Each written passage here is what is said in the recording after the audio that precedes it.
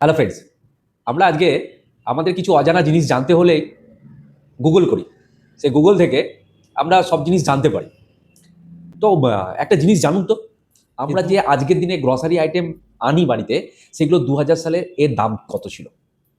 দেখুন, আমি এক্ষুনি জাস্ট গুগল সার্চ করছিলাম। গুগল সার্চ করতে করতে দেখলাম আজকে যে জিনিসটার দাম 100 টাকা, সেটা 2000 সালে দাম ছিল 20 টাকা। প্রায় প্রায় 4 থেকে 5 গুণ দাম বেড়েছে। প্রায় প্রায় প্রত্যেকটা আইটেমের দাম বেড়েছে। তো আজকের দিনে যদি আপনার খরচা হচ্ছে পার ডে খাওয়া খরচা, এটা একটুখানি এস্টিমেট করুন তো। খাওয়া খরচা যেমন সকালে আপনি ব্রেকফাস্ট করবেন, দুপুরে লাঞ্চ করবেন, বিকেলে একটু টিফিন করবেন, আর রাত্রে ডিনার করবেন। এই 4টে খাওয়ার মিলে আপনার পার্সোনাল কত টাকা খরচা হয়? আপনি একটু ক্যালকুলেশন করুন। খুব মিনিমাম হলেও 150 টাকা খরচা হবে। আপনার এবং আপনার মিসেসের 300 টাকা খরচা পার ডে। 1 মাসে খরচা হচ্ছে 9,000 টাকা। তো আজকে যদি আপনার বয়স 40-45 হয়, তো আজ থেকে 20 বছর পরে গিয়ে এই 9,000 টাকাটা কমসে কম 4 থেকে 5 গুণ বাড়বে।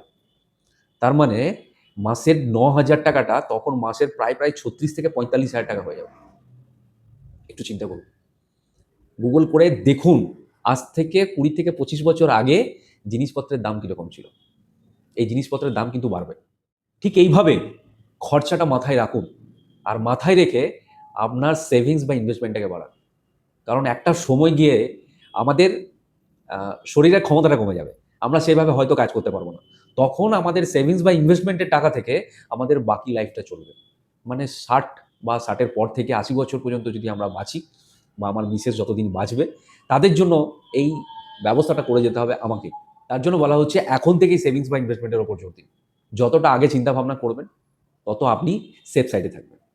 কারোর উপর আপনাকে ডিপেন্ড থাকতে হবে না।